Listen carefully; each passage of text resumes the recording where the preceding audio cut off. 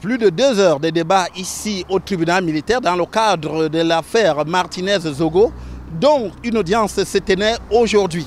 Et les débats ont achoppé sur la question de civilement responsable ou non de l'État du Cameroun, en l'occurrence de la DGRE.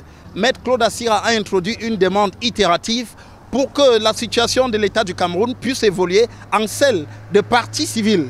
La loi dit que toute personne qui estime que ses intérêts ont été violés a le droit de se constituer partie civile. Et la DGRE peut donc légitimement considérer que ses intérêts sont en cause en raison des infractions qui ont été commises. Ces infractions qui ne peuvent avoir été commises que contre l'État.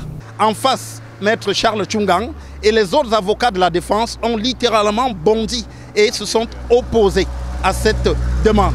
La DGRE devrait donc se retrouver là comme civilement responsable, c'est-à-dire que la DGRE est là pour, s'il y a une condamnation, répondre à la place de ceux-là qui travaillaient pour la DGRE et qui, s'ils sont déclarés coupables, qui devraient donc en quelque sorte répondre de cette condamnation pécuniaire. Entre les deux parties, le tribunal a finalement tranché qu'en l'État, c'est bien la posture des civilement responsables qui incombe à l'État du Cameroun, tandis que Maître Claude Assira, lui, estime que même la Cour d'appel du centre qui avait été sollicitée sur cette question ne l'a pas tranché définitivement et que la porte reste donc ouverte pour que l'État du Cameroun puisse solliciter cette qualité de partie civile. Si la Cour, dans son arrêt du 17 juillet, avait décidé de façon nette, dans un sens ou dans l'autre, je pense que nous serions tous au moins fixés. La Cour a utilisé des formules pour lesquelles l'interprétation me semble être laissée à la disposition de chacun.